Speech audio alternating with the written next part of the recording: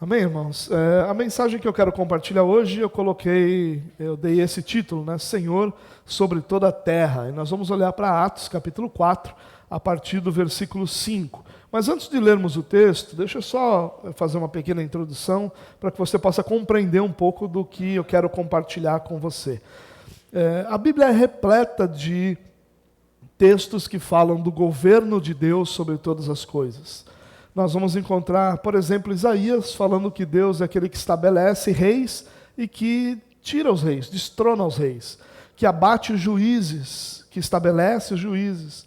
Nós vamos encontrar diversos salmos. O salmo de número 2, por exemplo, vai dizer que quando as nações se levantam para confrontar a vontade de Deus, o Senhor ri das nações, o Senhor zomba delas, porque tamanha incapacidade que qualquer poder humano tem de enfrentar o poder divino.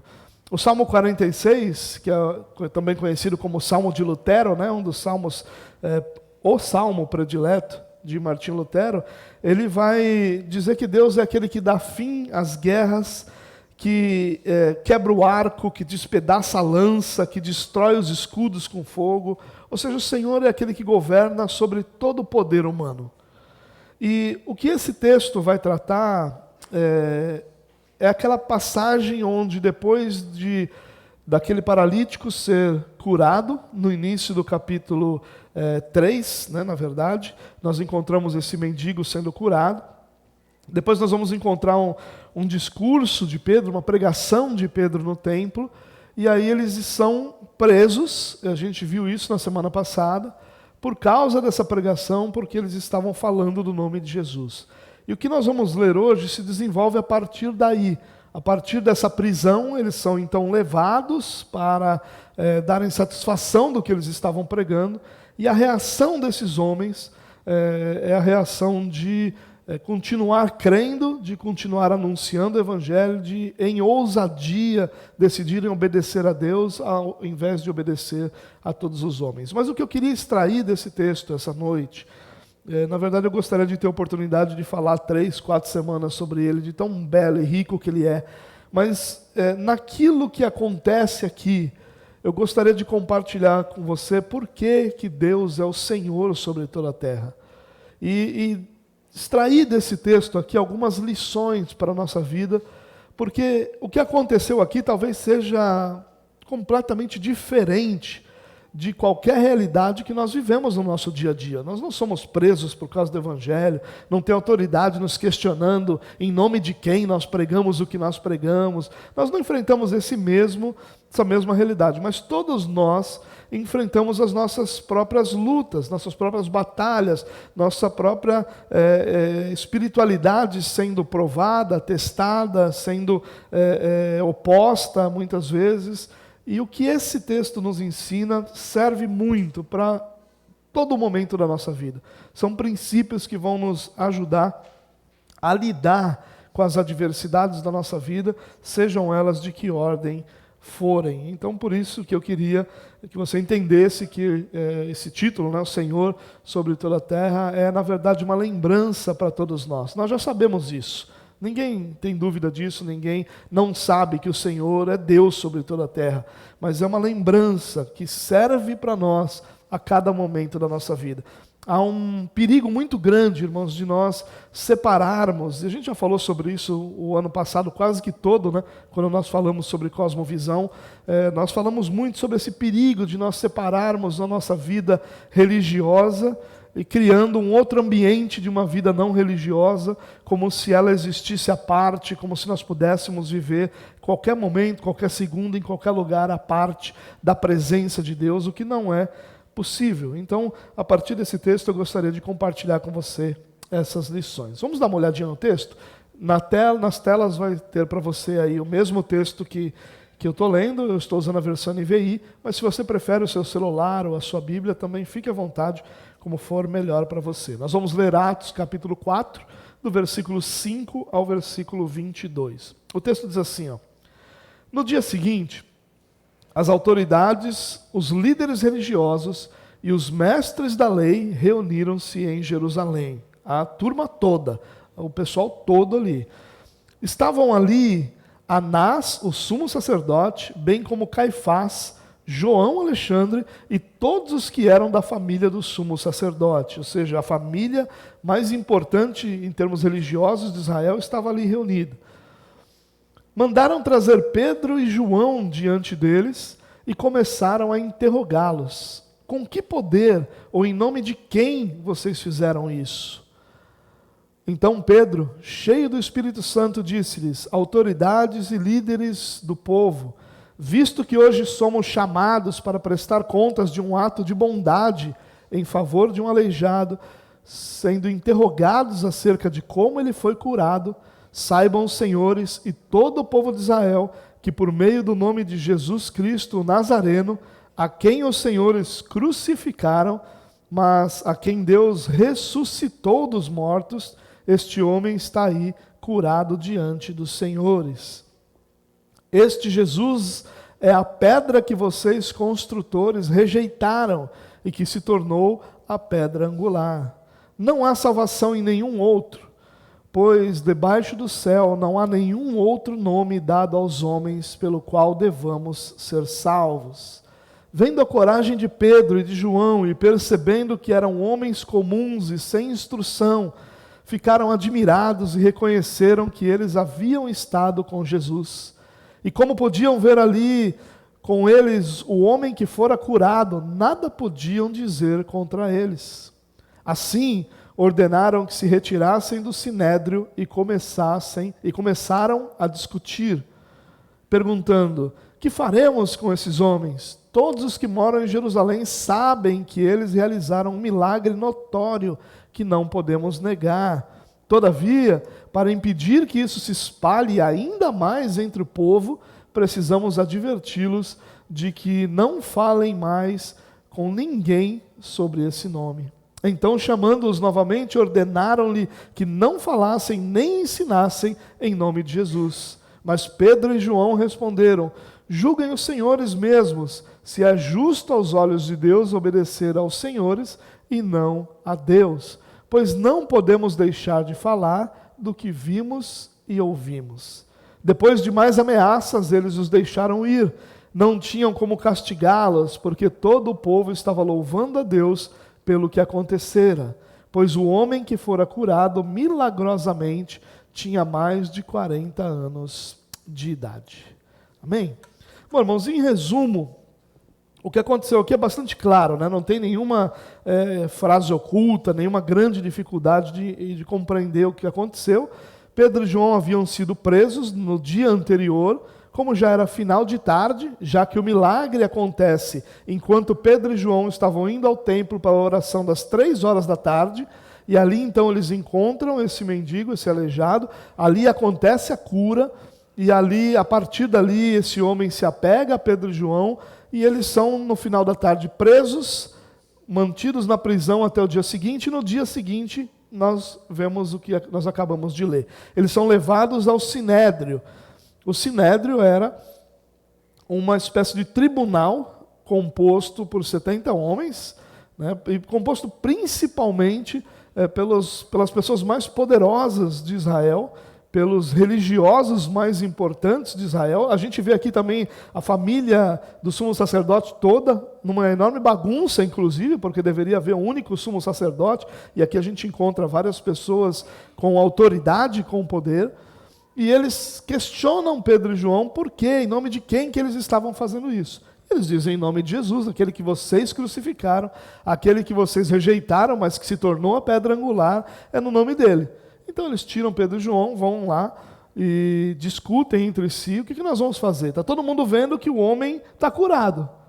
Todo o povo de Jerusalém viu. Não dá para a gente negar, dizendo que não aconteceu. Não dá para a gente dizer que isso foi em nome de Satanás. Não dá para a gente inventar uma história. Então, o que a gente vai fazer? E eles chamam de novo Pedro e João e dizem: olha, nós não queremos mais que vocês preguem nesse nome. E Pedro e João dizem: olha, nós não vamos obedecer vocês, nós vamos obedecer o Senhor. Nós pregamos sobre Jesus porque nós temos uma ordem de Jesus, uma missão de Jesus de proclamar a Ele, proclamar o seu nome, proclamar a salvação que só existe nele. E aí então eles advertem mais algumas vezes, mas liberam esses homens. e eles então saem e todo o povo louva a Deus porque viu o que Deus fez. A história é bastante simples, mas como eu disse, mas o que eu queria compartilhar com vocês são algumas lições que eu encontro nesse texto que a gente pode usar em toda a nossa vida, e é a partir daí que eu quero conversar com vocês. A primeira dessas lições, irmãos, eu extraio lá do versículo 5, 6 e 7, que traz Pedro e João para junto dos líderes religiosos. E a primeira lição é essa: não se impressione com a grandeza dos que querem subjugar você. A vida é assim, irmãos. Ela é feita de pessoas que desejam, com o seu poder, com sua autoridade, com o seu governo, obterem vantagem subjugando outras pessoas. Ainda que isso possa parecer uma coisa absurda, essa é a realidade da vida. Essa é a realidade das coisas. E nós não estamos falando aqui de nenhuma pedagogia do oprimido, por favor, não confunda as coisas. O que nós estamos falando aqui é de poder. O que nós estamos falando aqui é não de autoridades, não de controle, mas de poder. Pessoas que têm autoridade, que têm esse poder, que têm esse nome e que querem subjugar outras pessoas. Isso acontece o tempo todo. E negar isso é uma tolice da nossa parte. E muitas vezes nós nos impressionamos com essas pessoas. Quando nós estamos em algum lugar e alguém famoso se aproxima, nós nos comportamos como se nós fôssemos inferiores a essas pessoas. Nós nos comportamos como se essas pessoas fossem melhores do que nós. Nós nos impressionamos com a grandeza dessas pessoas. Nós nos impressionamos com políticos. Quando nós estamos num lugar e chega um político, fica todo mundo impressionado. Como se aquela pessoa fosse maior, como se aquela pessoa fosse melhor. E esse impressionar-se com a grandeza dessas pessoas nos faz sermos subjugados, nos faz nos submetermos ao que essas pessoas querem, desejam e planejam para a nossa vida. E esses homens, é muito interessante isso, eles são chamados, e para prestar atenção, quem está lá? Pedro e João. 2 homens simples, 2 homens que não tinham fama nenhuma, que não tinham nenhum tipo de grandeza no seu nome, ou grandeza em si. E quem que eles chamam? Eles chamam a tropa toda. Eles chamam todo mundo, a cavalaria toda está ali. Os principais homens, os homens mais poderosos do contexto religioso de Jerusalém, o sumo sacerdote, a família do sumo sacerdote, só tem gente grande ali, irmão. E todas essas pessoas estão reunidas com um único propósito, o de pressionar, o de subjugar Pedro e João na sua fé, naquilo que eles criam, naquilo que eles estavam anunciando. Não tinha outro propósito ali, senão subjugar Pedro e João. E muitas vezes nós nos impressionamos com essas pessoas, e nós aceitamos sermos subjugados. E essa é a primeira lição, irmão. Não se impressione com a grandeza de ninguém. Porque Deus é que estabelece os reis, mas Deus também os abate. Deus é o que levanta homens, mas Deus também abate homens. Deus é aquele que estabelece juízes sobre o seu povo, mas Ele também remove juízes sobre o seu povo. Deus é quem governa sobre todas as coisas. A grandeza que nós deveríamos temer é a grandeza do nosso Deus, nunca a grandeza de pessoas, porque pessoas são grandes hoje. Seu nome pode ser grande, seu poder pode ser grande, mas ninguém tem autoridade nenhuma sobre nenhum de nós, a não ser que isso seja dada pelo Senhor. Essa é uma lição de Jesus. Você lembra quando Jesus está diante de Pilatos, e Pilatos questiona Jesus, Jesus fica calado. E Pilatos se impressiona com aquilo, porque ele estava acostumado com pessoas que ficavam tentando bajular a Pilatos em busca de algum benefício. E Jesus se cala. E ele diz, você não vai falar nada? Eu tenho autoridade sobre vocês de vida e morte. E Jesus diz assim, você não teria nenhuma autoridade sobre mim se ela não tivesse sido dada dos céus, se ela não tivesse sido dada pelo Pai. Qualquer autoridade sobre a nossa vida só é autoridade porque o Senhor estabeleceu. Nós não estamos falando aqui de outra coisa senão de não permitir que a sua fé seja subjugada por pessoas que desejam que você se encaixe dentro de um padrão e de um modelo. E nós vivemos esse tempo, irmãos. O tempo em que ou seu discurso é o discurso do establishment, tem até nome para isso, ou você é taxado com rótulos horrorosos. Você é rotulado de maneira que chega a ser vergonhosa as palavras que são utilizadas. Ou você pensa desse jeito, ou você se encaixa nisso, ou você abraça essa realidade, ou você está perdido. Não se impressione, porque o maior dos homens é nada diante do nosso grande Deus. Toda essa cavalaria veio junto, todo esse povo, toda essa autoridade. Aqui era quase que uma reunião do poder religioso. Era uma reunião do poder religioso. Todo mundo. E nada disso impressionou Pedro nem João. Sabe por que eles não ficaram impressionados? Porque eles tinham andado com Jesus. E quem anda com Jesus sabe o que realmente é poder. Sabe o que realmente é autoridade. Sabe o que realmente é grandeza. E que, ainda que as pessoas, e aqui a gente não está falando de desrespeito, nós estamos falando de revolta, de anarquia, de nada disso. Estamos falando de não se permitir, na sua consciência, na sua fé, ser subjugada por quem quer que seja. É a Jesus que nós nos submetemos, e a Jesus somente. A segunda lição que eu queria compartilhar com você, tá? A partir do versículo 8, tem uma frase linda aqui, ó, diz assim: então Pedro, cheio do Espírito Santo, disse-lhes. E aí Pedro diz: olha, autoridades, líderes do povo, vistos que somos chamados para prestar contas de um ato de bondade em favor de um aleijado, sendo interrogados acerca de como ele fora curado, saibam, senhores e todo o povo de Israel, que por meio do nome de Jesus, o Nazareno, a quem os senhores crucificaram, mas a quem Deus ressuscitou dos mortos, este homem está aí curado diante dos senhores. Olha que autoridade, olha que graça, olha que ousadia desse homem. Pedro, cheio do Espírito Santo, ele explica.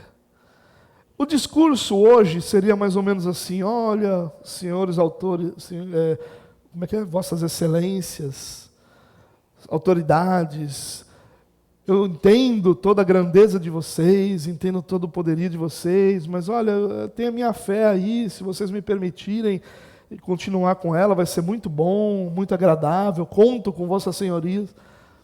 Nada disso. Pedro, cheio do Espírito Santo, disse: olha, a explicação, eu vou dar a explicação para vocês. A explicação é a seguinte: esse homem foi curado no poder de Jesus Cristo, aquele que vocês crucificaram, mas que Deus, ignorando o que vocês fizeram, ressuscitou. Olha que palavra forte. Irmãos, essa é a segunda lição para a nossa vida. Levante-se e lute no poder do Espírito Santo. As batalhas da nossa vida, elas existem com um único propósito: de Deus ser glorificado nelas. Nenhuma das batalhas da nossa vida tem outro propósito senão que Deus seja glorificado.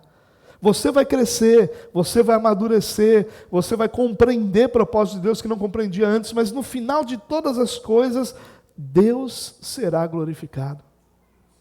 Portanto, não se abata diante das suas lutas, diante das suas dificuldades. Lembre-se que, cheio do poder do Espírito Santo, todo cristão se levanta e luta, encara as suas batalhas, encara as suas adversidades e vê Deus sendo glorificado na sua vida. Irmãos, essa é a nossa maior necessidade, sermos cheios do Espírito Santo e nos levantarmos para lutarmos as nossas próprias batalhas. Deus nos deu nossas batalhas. Existem batalhas que estão sobre a nossa vida. Algumas delas talvez você já tenha vencido. Outras virão. Eu sei que esse não é o discurso que você quer ouvir, né? Mas outras virão. E normalmente funciona assim. Quanto mais você cresce, mais difíceis são suas batalhas. Né? É assim que funciona. Quando você começou na academia, você levanta lá aquele pezinho. Quanto mais você vai treinando, maior é o peso, maiores são os desafios. E isso em tudo na vida. Quando você está lá no ginásio, você está lá fazendo a tabuada. 2 vezes 2 é igual a 4. 2 vezes 3 é igual a 6. Quando você vai para o ensino médio, você já está aprendendo outras coisas. Você já está aprendendo outro tipo de matemática. Quando você vai para a universidade, você já está aprendendo outras coisas, você está aprendendo e vai se tornando cada vez mais difícil. E assim é a vida. E espiritualmente não é diferente, irmãos. Você já venceu batalhas, mas outras virão. E quanto mais maduro você se tornar, mais essas batalhas estarão sobre a sua vida de forma clara. Porque Deus é glorificado em cada uma das suas batalhas. Nenhuma das suas batalhas tem o propósito de te derrubar, de te envergonhar, de te diminuir. Todas elas têm o propósito de que Deus molde você e se te torne semelhante a Jesus Cristo. Deus é glorificado em cada uma das suas batalhas, em cada uma delas. Portanto, não tema, não importa qual seja o tamanho do exército. Uma das coisas, das passagens mais belas que nós temos nas Escrituras, lida exatamente com isso. Com um dos profetas do Senhor, Eliseu, e um dos seus discípulos, cheio de medo, e Eliseu em paz, porque ele sabia quem era o exército que estava. E a oração de Eliseu é: Senhor, abre os olhos desse camarada, para que ele veja que aqueles que estão conosco são muito maiores do que aqueles que estão com os nossos inimigos. Essa é a nossa certeza, irmãos. É no poder do Espírito Santo que nós vencemos todas as nossas lutas e batalhas. Esses homens não ficaram acuados, eles não temeram, eles não recuaram, mas cheios do Espírito Santo, eles proclamaram a verdade que eles criam. Terceira lição que eu queria compartilhar com você: não se iluda com o julgamento dos que estão à sua volta. Você já percebeu que hoje, irmãos, nós vivemos num tempo em que todo mundo sabe tudo? A gente vive na era dos especialistas. Acho que talvez a história daqui a alguns anos vai mostrar essa era, a era dos especialistas. Hoje nós temos especialistas em tudo, especialistas em política, especialistas em economia, em tudo tem especialista na internet. Né? Hoje nós vivemos essa era dos especialistas e todo mundo tem uma opinião. Você percebeu que todo mundo tem uma opinião sobre a sua vida? Cada coisa que você precisa fazer, todo mundo tem uma opinião, todo mundo sabe como deve ser feito. Hoje em dia nós não temos mais conselhos, nós temos julgamentos sobre aquilo que deve ser feito. E esses homens aqui, aliás, Pedro e João, dizem algo muito interessante. Claro, eles estão se referindo aqui, né, uma passagem do Antigo Testamento, é um salmo, mas ele diz: olha, este Jesus é a pedra que vocês construtores rejeitaram, que se tornou a pedra angular. Aqui é uma grande lição, irmãos. Esses homens poderosos, supostamente sábios, importantes, julgaram mal. E quantas vezes é o julgamento dessas pessoas que está dirigindo a nossa vida? Quantas vezes nós estamos iludidos com a capacidade desse amontoado de mestres que existe ao nosso redor, e esses mestres estão guiando a nossa vida? Quantas vezes nós estamos sendo guiados por essas pessoas que se levantam como especialistas e que julgam independente dos princípios e dos valores bíblicos? Quantas vezes nós estamos sendo dirigidos e nós estamos abraçando o julgamento dessas pessoas? O que Pedro e João estão dizendo aqui era: vocês olharam para Jesus e tomaram uma decisão sobre ele. A decisão é: nós o rejeitamos, mas Deus o tornou a pedra angular. Aqui a ideia é a pedra base de uma construção, né? A pedra fundamental ali, aquela pedra que apoia todo o restante de uma construção. Esses homens julgaram, irmãos, e o julgamento desses homens estava errado. E isso é um alerta para nós, o alerta para nós que estamos buscando mestres. Aliás, Paulo fala sobre isso. Paulo diz que nos últimos dias pessoas buscariam mestres para si mesmos. E tendo comichão nos seus ouvidos, buscariam pessoas que diriam aquilo que eles desejam ouvir. É isso que Paulo está dizendo. E muitas vezes o que nós estamos buscando é apoio para ideias preconcebidas. E nessa busca de apoio por ideias preconcebidas, muitas vezes nós estamos abraçando julgamentos que Deus está rejeitando. Todos os que acreditaram naqueles homens estavam errados. E mais do que isso, irmãos, existem pessoas que estão honestamente errados. Você talvez já tenha vivido isso. Você estava honestamente errado. Você não estava errado porque você tinha uma má intenção, porque você tinha uma segunda intenção, porque você estava sendo maldoso. Você estava sendo honestamente errado. Mas honestamente errado também é errado. Não se iluda com o julgamento daqueles que estão à sua volta. Especialista sobre a vida só tem um, é Deus. Quem sabe todas as coisas só tem um, que é Deus. É por isso que Paulo, e é interessante essa expressão, Paulo diz certa vez o seguinte, que ele não quis saber nada entre o povo de Deus, exceto Cristo e Cristo crucificado. Paulo está se dizendo, se colocando como não especialista em coisa alguma. A única coisa que ele queria saber e anunciar ao povo era Cristo e Cristo crucificado. Olha que coisa bela. Ele está dizendo, é Deus quem sabe todas as coisas. É na palavra que nós encontramos o verdadeiro juízo. É na palavra que nós encontramos a verdade. É na palavra que nós encontramos princípios eternos para a nossa vida. Não é nos especialistas ao nosso redor. Cuidado com quem você tem ouvido, meu irmão.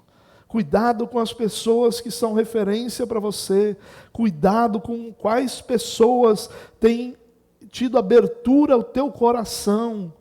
Porque essas pessoas podem ser honestas, podem ser íntegras, mas podem estar erradas. Porque só na palavra de Deus é que nós encontramos a verdade e que nós encontramos a luz para os nossos passos e para os nossos caminhos. Mais uma lição, quarta, se eu não estou enganado. Toda promessa de salvação fora de Cristo é vazia e mentirosa. Talvez você diga, isso aí eu entendi. Mas esse verso 12, Atos 4:12, é com certeza um dos versos mais lindos de toda a Escritura. Pedro e João dizem assim, não há salvação em nenhum outro, pois debaixo do céu não há nenhum outro nome dado aos homens pelo qual devamos ser salvos. Você sabe que uma das coisas que o pecado promete, aliás, o pecado promete muitas coisas, são promessas vazias e promessas mentirosas.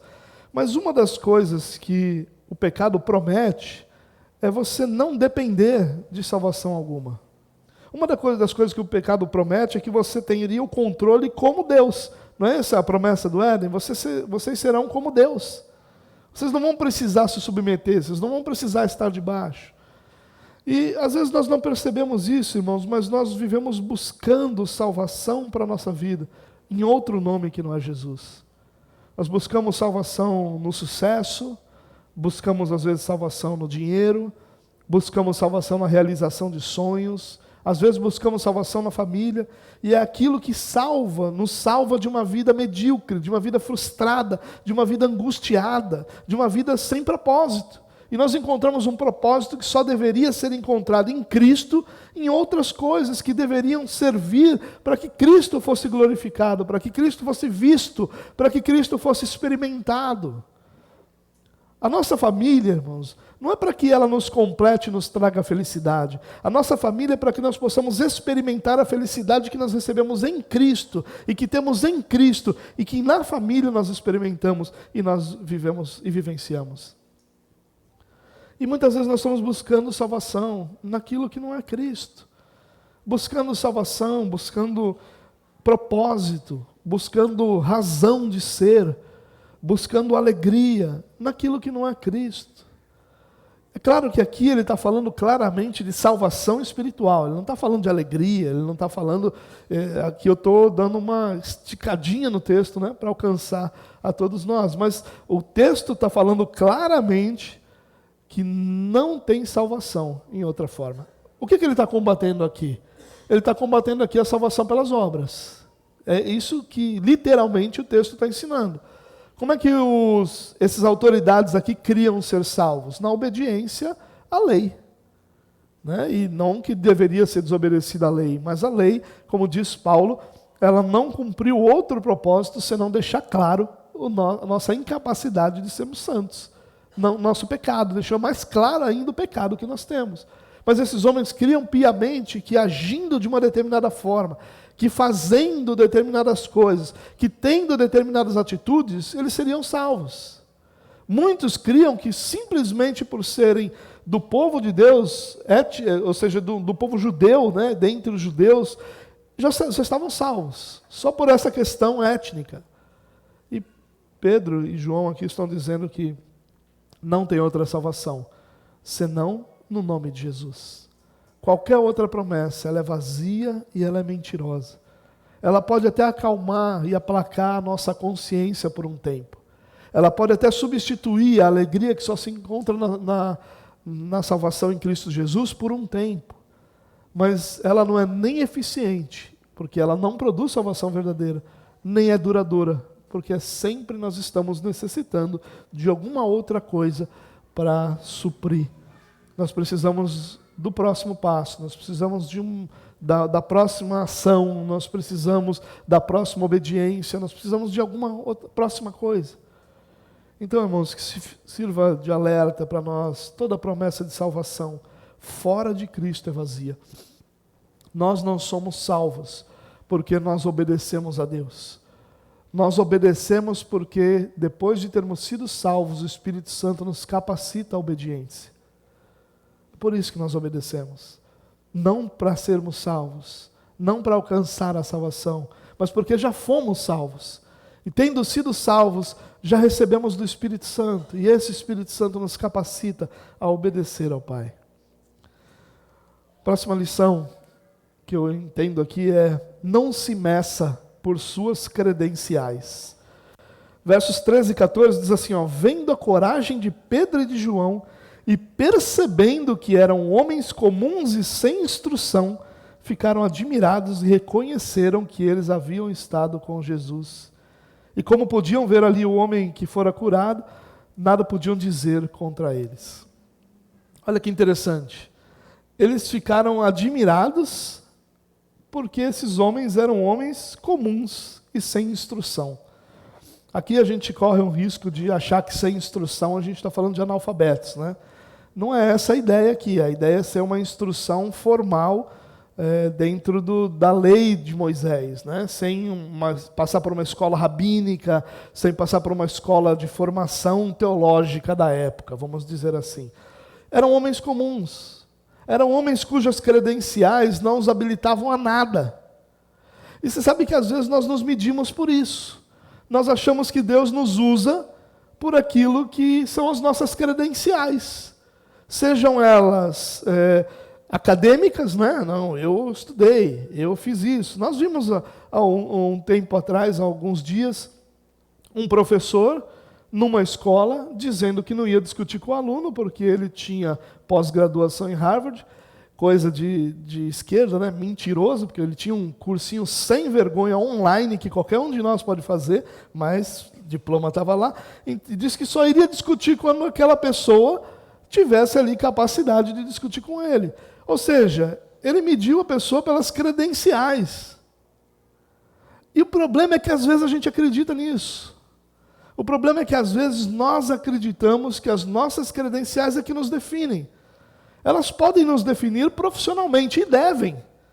Você não pode dizer que é um engenheiro sem ter estudado engenharia, porque a credencial do engenheiro passa pela faculdade. Você não pode dizer que você é um médico, um advogado, um fisioterapeuta, sem você ter passado por todo o processo formal de educação. A tua credencial profissional depende da tua história acadêmica.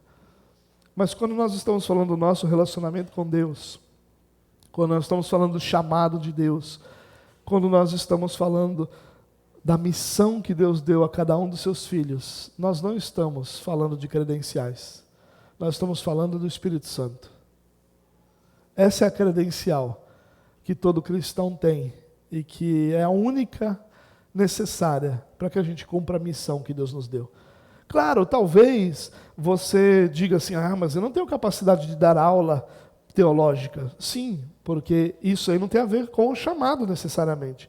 Isso tem a ver com a sua formação e a escolha dentro do corpo de Cristo de onde você vai trabalhar. E se Deus te chamou para isso, você vai fazer e vai trilhar esse caminho. Não é disso que a gente está falando aqui. Eles não estavam dando aula de teologia. Eles estavam proclamando a verdade de Deus. Eles estavam sendo cristãos na prática. E aquilo impressionou os homens porque eles eram homens comuns. Eles não eram homens que vieram de famílias tradicionais em Israel. Eles não eram homens que passaram pela escola rabínica. Cuidado, irmão, para não permitir que você seja medido por suas credenciais. Porque tem muito picareta com grandes credenciais por aí. E sermos homens de Deus, mulheres de Deus, não tem a ver com as credenciais que nós temos, mas tem a ver com o relacionamento que nós desenvolvemos com o nosso Senhor. Ser homem de Deus, ser mulher de Deus, tem a ver com santidade, tem a ver com obediência, tem a ver com ser cheio do Espírito Santo, tem a ver com realidades que são muito superiores a qualquer credencial que você possa ter. Há um perigo muito grande, entre nós presbiterianos há esse perigo, né? Hoje de manhã eu brinquei sobre isso, né? A questão do reverendo, né? Como se isso valesse alguma coisa, né? Sabe, irmãos, é muito interessante, quando uma certa vez eu estive numa palestra com o pastor Enéas Tonini. Talvez você conheça, tenha ouvido falar. Enéas Tonini foi fundador de Sociedade Bíblica, foi fundador de um monte de obras cristãs, e ele foi apresentado como tudo isso. O professor Enéas Tonini, que fundou tal coisa, que fundou tal seminário, que fundou tal igreja, que isso tudo. E aí ele pegou o microfone naquela reunião, era uma reunião para pastores. Ele disse: olha, irmão, pela graça de Deus, Deus me permitiu participar de todas essas obras, mas eu ainda estou em busca do título mais importante da minha vida, que é o de servo inútil. E é essa percepção que nós devemos ter. Nossas credenciais servem para nada. A única necessidade que nós temos é de sermos cheios do Espírito Santo, porque cheios do Espírito Santo nós vamos cumprir a missão de Deus para a nossa vida. Então não se meça para os seus credenciais, pare com esse papo furado, com esse vitimismo, que é muito mais uma desculpa para não fazer, de dizer: eu não consigo, eu não posso, eu não tenho capacidade, eu não sei falar, eu não sei isso, eu não sei aquilo.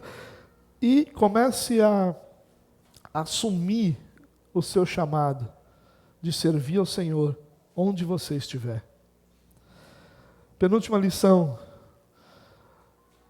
não se surpreenda com a ganância das pessoas. É impressionante como nós conseguimos nos surpreender com o pecado das pessoas. As pessoas fazem coisas e nós: como é que essa pessoa fez isso? E a resposta ela é bem simples. O que você pode esperar de alguém que não foi regenerado, senão o pecado? O que você pode esperar de alguém cuja natureza foi corrompida pelo pecado de forma tão profunda que atingiu todo o seu ser, senão que esse pecado se manifeste? Nós vemos isso entre nós.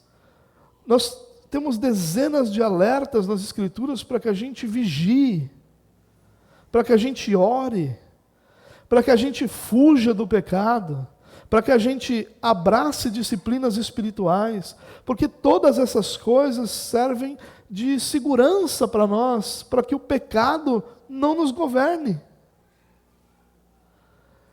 É claro que a expectativa do que esses homens deveriam fazer seria ser gananciosos, e nós às vezes nos admiramos com isso.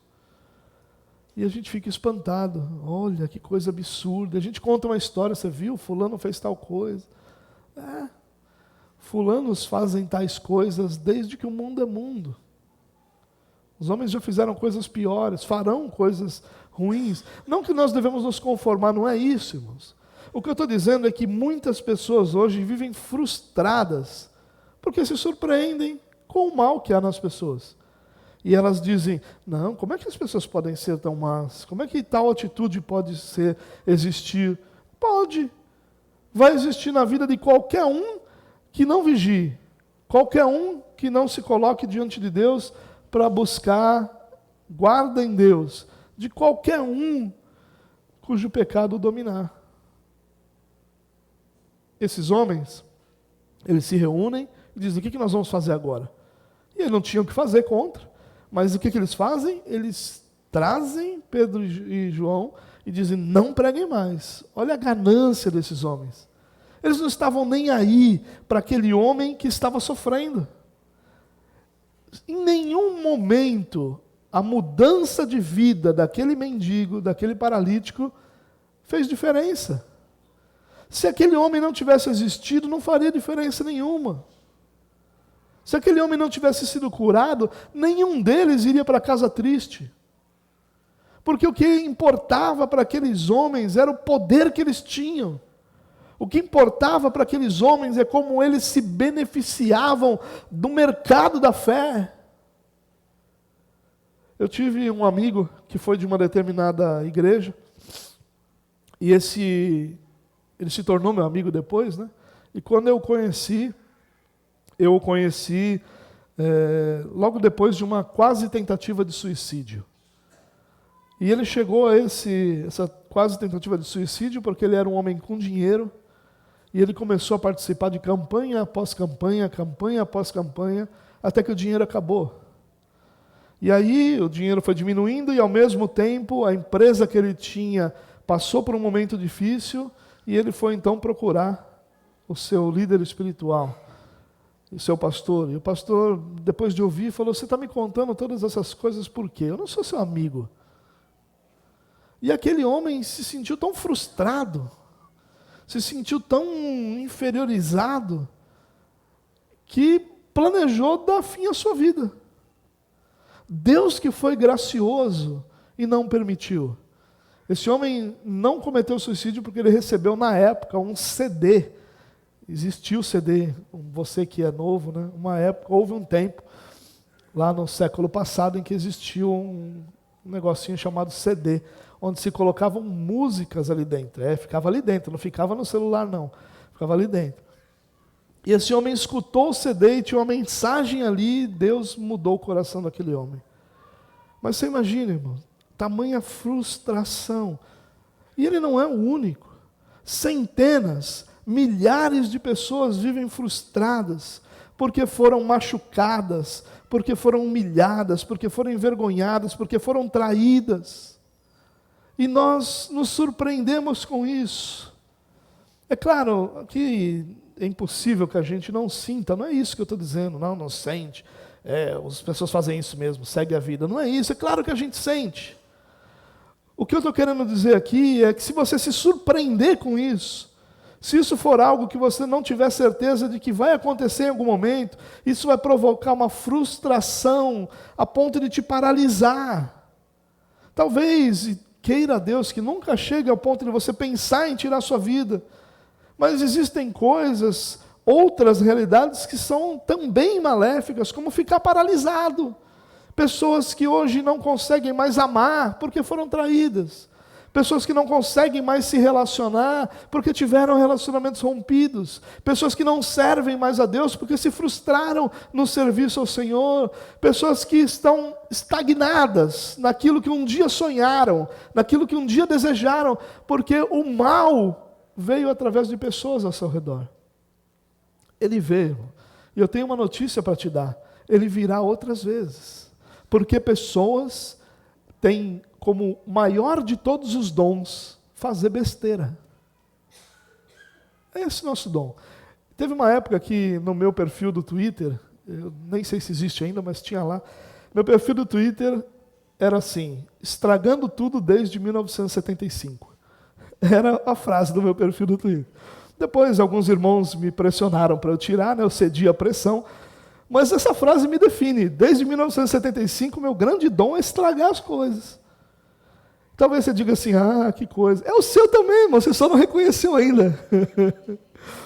O que eu não estraguei foi graça de Deus. Foi graça de Deus.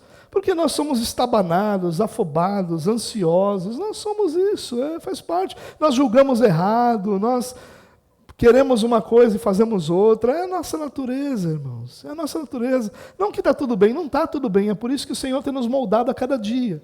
Mas isso não pode mais ficar nos surpreendendo. Você, como homem de Deus, como mulher de Deus, saiba, Deus vai guardar você e vai cuidar você.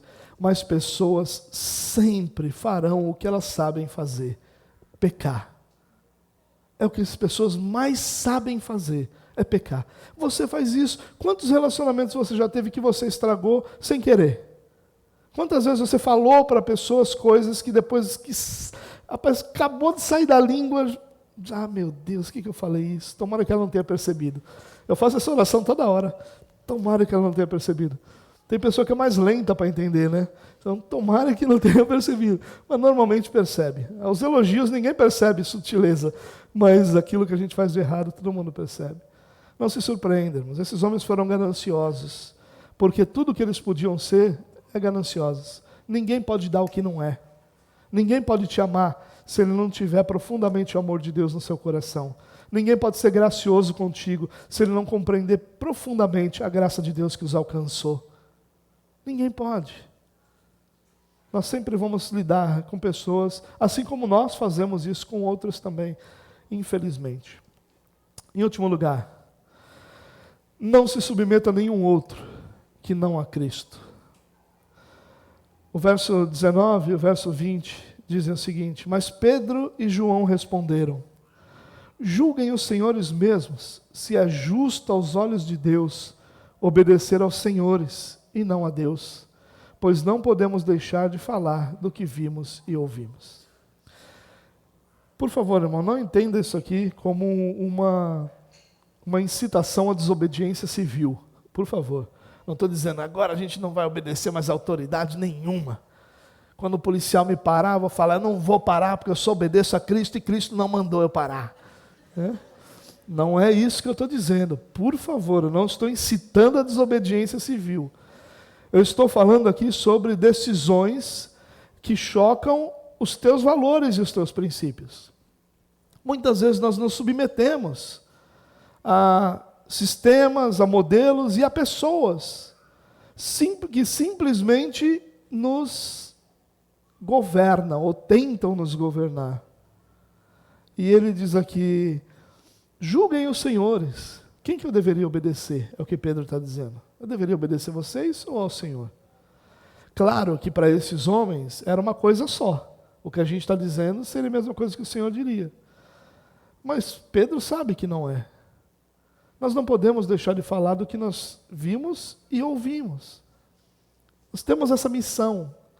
Isso é maior do que qualquer coisa.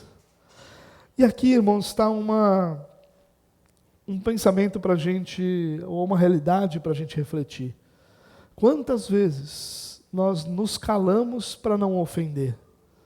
E eu estou falando aqui de fé, não estou falando de vontade, não estou falando de pensamentos, não estou falando daquilo que você gosta, estou falando de fé. Quantas vezes nós nos calamos simplesmente porque nós não queremos ofender? Simplesmente porque nós temos a perder. Isso é o pior ainda.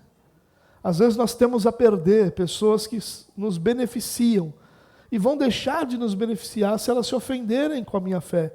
Então nós abraçamos a ideia de que o importante é ter fé.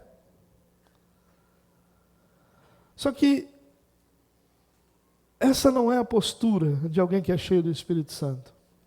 A postura de alguém que é cheio do Espírito Santo é que ele vai obedecer ao Senhor. Vai obedecer ao Senhor na sua missão de proclamar a sua fé. Vai obedecer ao Senhor na sua missão de assumir a sua fé, de anunciar a salvação em Cristo Jesus. Não se submeta a nenhum outro, irmão, que não a Cristo. Tudo que nós podemos perder nessa terra é nada comparado com aquilo que Deus já nos deu, que é a certeza da vida eterna. É claro que amanhã você não precisa chegar no seu trabalho e fazer como um caso numa das igrejas que eu pastoreei, né? Isso aqui não acontece aqui só tem crente. Mas eu pastorei uma igreja em que um irmão abençoado, né, cheio de fé, dizendo que agora ele ia proclamar o evangelho, chegou lá e o patrão dele falou alguma coisa, filho de Satanás, se cale diante de Deus. E aí esse patrão disse, pois o filho de Satanás agora vai mandar o filho de Deus embora, você está despedido, né? E aí ele veio todo choramingando, dizendo por que Deus deixou aquilo acontecer, né? Deus, você nem deixou Deus participar do negócio, né? Não é isso que eu estou dizendo, para você chegar lá amanhã no seu trabalho e aprontar isso. O que eu estou dizendo, irmão, é que você não precisa esconder sua fé. Porque como é que você imagina que as pessoas serão salvas se elas não ouvirem? Serão salvas se elas não ouvirem. Como você pretende levar pessoas ao conhecimento da fé se elas não ouvem sobre a sua fé? Se você se esconde num canto porque é mais confortável para você? Se você se esconde atrás de qualquer outra realidade que não a sua, a de cristão, como ouvirão se não há quem pregue? Como? Como as pessoas irão conhecer o Evangelho, serem chamadas através da pregação do Evangelho, se ninguém pregar? Como isso acontecerá se a sua presença, irmão, é um anúncio claro do que o Evangelho pode fazer? Quando as pessoas precisarem olhar para a prova de que a pregação do Evangelho é eficiente, eles têm que olhar para você. Você, onde você estiver, não se esconda, não se submeta a nenhum outro. Quem te chamou, te salvou e te sustenta é Cristo. O emprego que você tem hoje é temporário. Todas as realidades que você tem hoje, o casamento que você tem hoje é temporário. Para as mulheres, algumas delas ficam felizes, né, em saber que não é para sempre. Né? Quer dizer, para sempre enquanto estivermos aqui, mas não é para sempre mesmo, na eternidade. Graças a Deus, Deus vai dar uma folga para sua esposa lá na eternidade. Nada é para sempre. Nada é para sempre. Os seus filhos não são para sempre. Eles serão seus filhos para sempre, mas eles não estarão com você para sempre. Eles vão seguir a vida deles, vão casar, vão ter seus próprios filhos, vão desenvolver sua própria família. A sua própria profissão, que talvez hoje você olhe ela como para sempre, pode ser e pode não ser. Porque pode ser que daqui a 10 anos você deseje fazer outra coisa. Ou criar cavalo, sei lá o que eu vou fazer. Nada, a única coisa eterna, irmãos, a única coisa eterna é o que Deus fez na sua vida. Deus regenerou você. Deus te trouxe para a família dele. E Deus te concedeu vida eterna. Essa é a única realidade eterna na nossa vida. Todas as outras são passageiras. Que Deus nos dê graça, irmãos, para que nós possamos nos lembrar de que, mesmo no meio das nossas batalhas, da pressão da vida, essa é uma situação onde houve muita pressão, onde havia uma necessidade de resposta, onde havia uma série de situações que são similares a muitas que nós vivemos hoje no nosso dia a dia.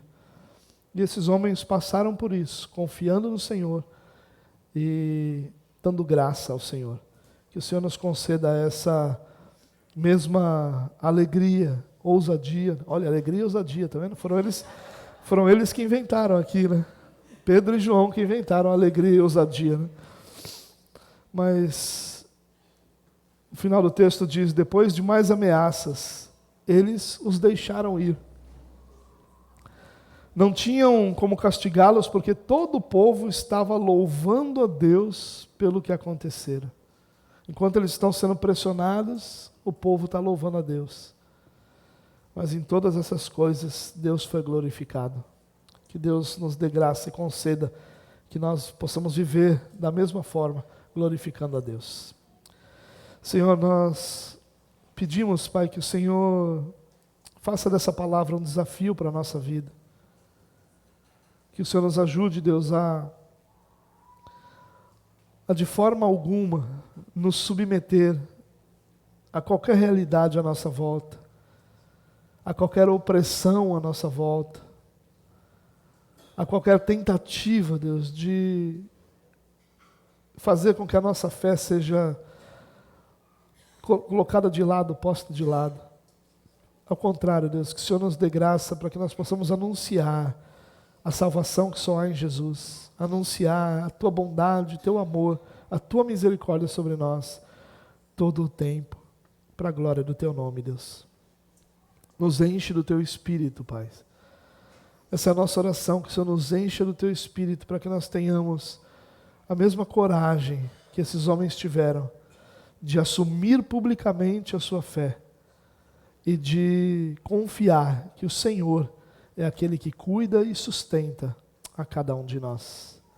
Nos abençoa, Deus, é a nossa oração em nome de Jesus, Pai. Amém.